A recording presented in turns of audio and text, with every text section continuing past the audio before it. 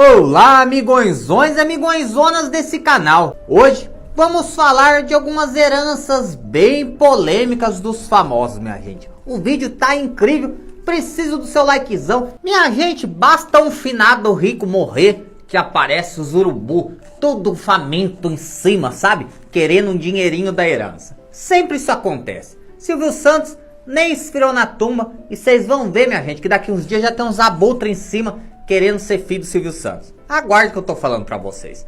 Mas enquanto isso não aconteceu, vamos falar de outras situações que já aconteceram, minha gente.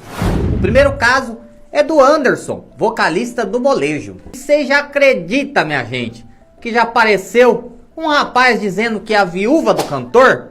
Bom, essa é a história que eu vou contar pra vocês agora.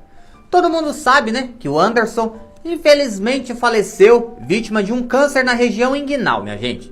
Ele estava internado, ficou um tempo hospitalizado, não resistiu e acabou falecendo. Até então, minha gente, na herança, tava só a ex-mulher dele, a Paula, e também os filhos. Porém, o antigo MC Mylon, que agora é MC Mai e virou uma mulher trans, também entrou na disputa. Vocês lembram de todo esse caso, né, minha gente, do Molejo com o Mai, que era Mylon na época. Eu vou chamar de Mylon, minha gente, porque quando tudo aconteceu era Mylon. Depois que a história passou, eu chamo de Myla, sei lá. Em 2022, um MC desconhecido chamado Mylon entrou na justiça dizendo que o Anderson tinha abusado dele, minha gente, e feito outras coisitas piores.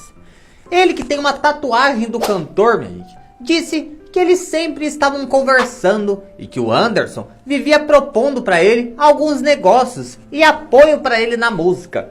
Quando um dia o Anderson chamou ele para uma reunião de trabalho. Só que essa reunião de trabalho, minha gente, foi lá no motel Sulacap, na zona oeste do Rio de Janeiro. Quem que vai arrumar reunião de trabalho no motel, minha gente? Fala pra mim. Vamos fazer uma reunião? Vamos voltar aos palcos comigo, com o pai? Falei, vamos sim. Vamos marcar essa reunião? Vamos. Tem como ser hoje? Falei, tem sim, pai. Que estranho tudo isso, né? Aí ele disse que chegou lá no motel. Ele falou, oi Anderson, tudo bem? O que a gente vai conversar? O Anderson falou, senta aí. Aí ele disse que o Anderson tirou a sua roupa e depois fez o Mylon tirar a roupinha dele. E Mylon na época dizia que ele era uma moça virgem, que nunca tinha feito e nunca tinha usado. Buraco negro, né, minha gente? Pai, para. Pai, eu sou virgem. E segundo ele, Anderson teria insistido até que foi pra cima dele, ó. Abusou dele, minha gente. O Mylon entrou na justiça, minha gente, reclamando que o Anderson do Molejo tinha tirado a sua virgindade, que tinha abusado dele, minha gente. Foi uma história tão tremendamente triste, né? Na época, o Anderson precisou vir a público pra dizer que não foi nada de, ó, à força. Diz que foi algo consensual. Tu sabe que eu como de tudo, não tem isso comigo. Então, porra, caralho. Porra. Anderson disse que admirava muito o MC Mylon. Olhava pra ele e falava, oi Mylon. Oi. Você tem compromisso pra hoje? Vamos dar uma voltinha, bobo. Vamos. Aí o Mylon, ai, Anderson, não sei, que eu sou pura ainda, né? Ok, sim, tenho 20 anos, sim. Mas eu queria ter me casado virgem e ele acabou com esse meu sonho. É mentira! Anderson, não, vamos brincar, sabe? Dar uma volta, enganhar loucamente. E diz que os dois teriam enganhado. Mas diz que era tudo consensual. Só que aí, minha gente, o Mylon disse que teria acontecido isso no motel. E no mesmo dia ele já estava no show do Anderson dançando. Mas ele disse que teria ido lá por pressão. Teria ido lá por medo. Por isso que ele ficou dançando e rebolando até o chão no mesmo dia. Depois ele entrou com uma ação na justiça. Na época, minha gente, a juíza proibiu que Mylon falasse o nome do Anderson publicamente. E os dois tiveram uma audiência pública pouco tempo antes do Anderson falecer. Só que aí o Anderson ficou pior da doença, porque ele já tinha tratado o câncer uma vez, ficou internado, acabou indo de arrasta pra cima, eu acho. E aí, minha gente, o Mylon agora, que virou uma mulher trans e é MC Mai, está lutando para ter o seu direito de esposa conquistado. Segundo Mai, Anderson é um anjinho no céu que está olhando por ela. E ela diz que Anderson quer que ela fique com sua herança, porque ela diz que ela sim é a verdadeira viúva do cantor. E era com ela que o Anderson tinha uma união estável de mais de 3 anos. Ué, mas tinha união estável? Como assim? Porque ela tinha acusado na época que era ele ainda, que o Anderson tinha ganhado a força. Aí agora já tinha união estável, era marida, esposa. Que estranha essa situação toda, né, minha gente? Que estranho.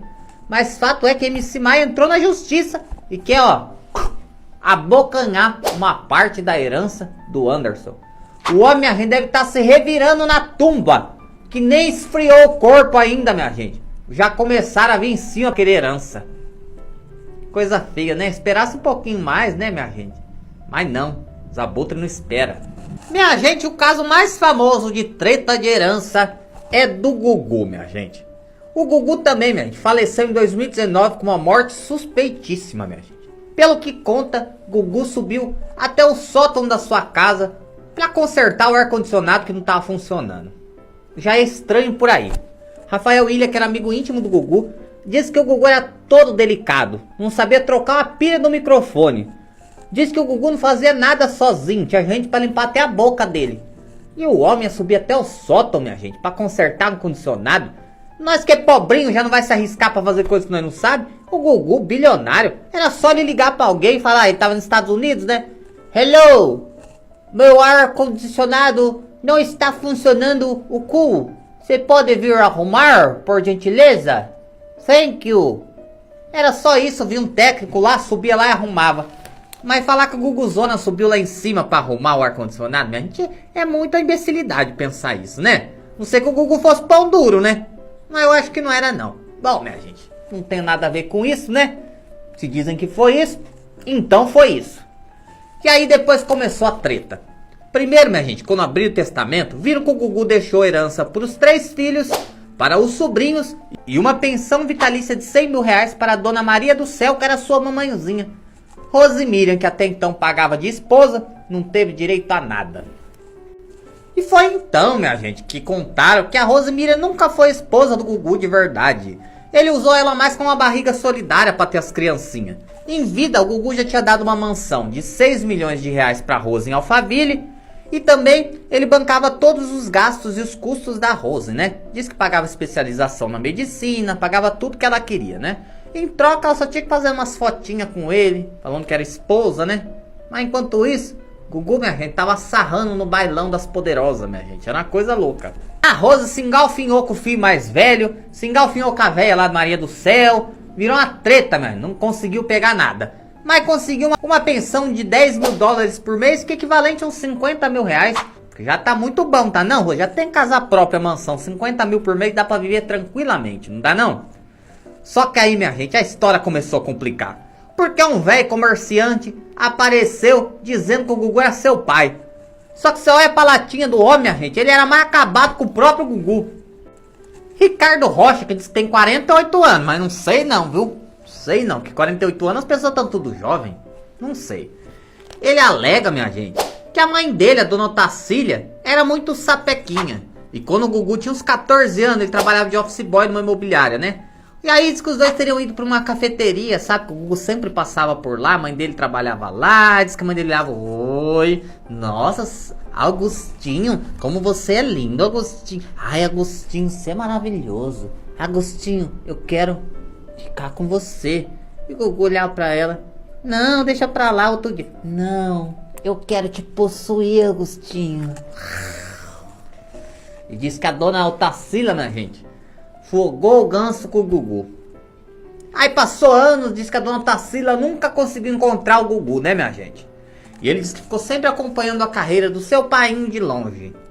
Só que depois o Gugu morreu, aí apareceu, teve coragem, né? Só que aí, minha gente, os advogados das filhas do Gugu, minha gente, entraram em contato com ele e falaram, Ricardo, vamos fazer o seguinte, tira o sangue das crianças, que não é mais criança, né? Faz o exame, tira essa dúvida e acabou. E aí o Ricardo falou, não quero fazer exame com esses filhos do Gugu, que foi tudo feito de proveito em laboratório.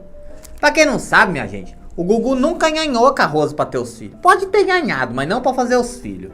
As crianças foi tudo produzida na clínica daquele velho ceboso, aquele médico horroroso que abusava das mulheres, Roger Abdelmaci. E foi aí que nasceu os 3 criancinhas do Gugu. Só que o Ricardo fala que os filhos do Gugu podem nem ser filho dele, que ele suspeita que nem são filhos. Ah, meu filho, aí você tá errado, sabe por quê?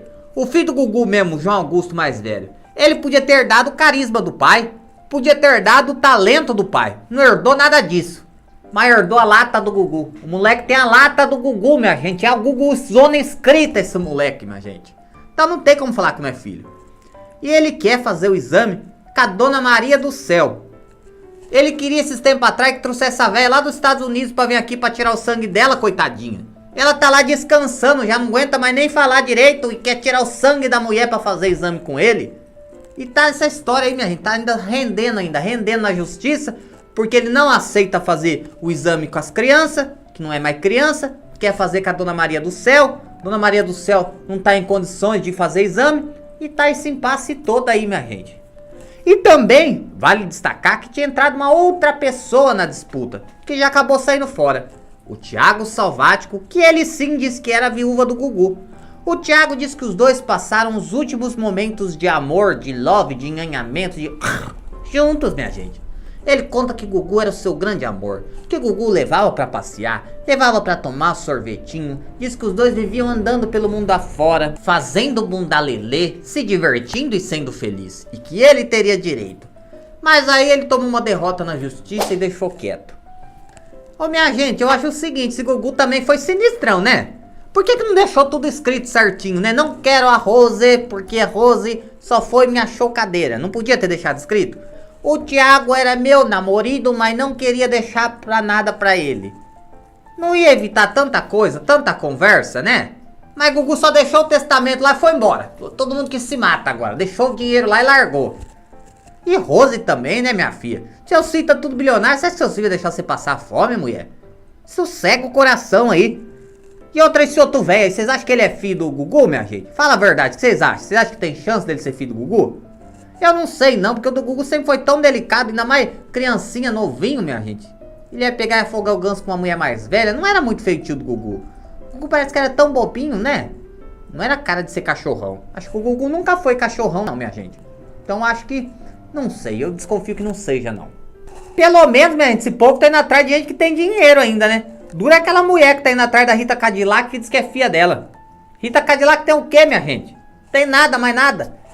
Tem meia dúzia de carcinha velha e o espólio dos filmes maravilhosos que ela faz de enganhamento. E a mulher diz que quer ser filha da Rita Cadillac agora, depois de velha. E a Rita Cadillac nem bateu as botas ainda. Estranho, né não? Minha gente, essa próxima história também tá dando uma polêmica lascada. Chico Anísio bateu as botas faz 12 anos, minha gente. E até hoje, a fortuna dele não foi dividida. Ano passado, o Niso Neto deu uma declaração falando que não recebeu 1 centavo do espólio do pai. Até aí tudo bem, minha gente. Mas ninguém recebeu. Neto afirma que o pai foi muito roubado e que ele confiava em todo mundo e todo mundo queria sugar ele, minha gente. E aí, quando foram abrir o testamento dele, descobriram que o Chico Anísio tinha sacado um filho do testamento. Ele deserdou o Lug de Paula. Só que a justiça brasileira anulou o testamento. Porque no Brasil, minha gente, você não pode deserdar filho nem esposa. Não tem essa possibilidade. E aí tiveram que refazer tudo de novo, fazendo uma nova divisão, deixando a porcentagemzinha ali pro Lug. O Lug, pra quem não sabe, era o seu boneco. Dizem que os dois tinham quebrado pau feio, minha gente. 3 meses antes do Chico Anísio e de arrasta pra cima. E aí diz que o Chico ficou revoltado com ele, chamou o advogado e falou: vem cá, vamos tirar esse rapaz do testamento. Ele tá brigando comigo e quer a minha fortuna? A minha fortuna ele não vai ter não. Ceboso vai sair fora do meu testamento. E tirou o filho dele, minha gente. Só que aí deu tanta reviravolta. Além disso, Malga de Paula, que é a viúva do comediante e era inventariante, foi tirada do cargo. Tudo isso porque, segundo a revista Veja, a fortuna do Chico Anísio tá virando pó. Diz que ele não tem mais nada, mesmo. Estão acabando com tudo. Ela alega que a culpa não é dela, que ele só queria pensar em cavalo. Diz que ele chegou a ter mais de 300 cavalos, que dava uma dívida mensal de mais de 600 mil reais. Mas a justiça disse que ela não estava pagando IPTU, que ela não estava pagando as contas dele. Isso era a função dela, a dívida foi aumentando de um jeito que não sabe mais como fazer. E aí o Bruno Mazeu virou inventariante no lugar dela. Mas dizem, minha gente, que sobrou só dívida. De herança não tem mais nada, minha gente. O homem tá revirando na tumba, tá a mulher e os filhos aqui se engalfinhando, querendo se matar um com o outro. E dinheiro que é bom, nada. Minha gente, vocês lembram do meu xará Marcos Paulo? O ator e diretor. Ele foi casado de 2005 a 2012 com Antônia Fontinelli. E aí tava tudo certo para ela receber a herança. Só que as filhas dele, minha gente, a Mariana, que é filha da Renata Sorrah, e a Júlia, que é filha da Flávia Alessandra, minha gente, entraram na justiça falando: essa sirigaita não pega um centavo do meu pai. E foi descoberto, minha gente, que o Marcos Paulo deixou 2 testamentos. Ele dava 60% de tudo que ele tem para Antônia Fontinelli e o restante para as filhas. Já o outro, a Antônia não teria direito a nada. Ele teria deixado tudo só para as filhas. Só que esse testamento era um pouco mais antigo. E aí as meninas entraram na justiça em 2013 e perderam. Em 2014 perderam. Em 2017 perderam, minha gente. A Antônia ganhava todos os recursos. Até que em 2019 a Antônia resolveu, minha gente, dar tudo para as meninas e ficou com apenas 12%. E foi anunciar em suas redes sociais dizendo: graças a Deus eu não vivo de pensão. Hoje eu fiz as filhas do Marcos Paulo muito felizes.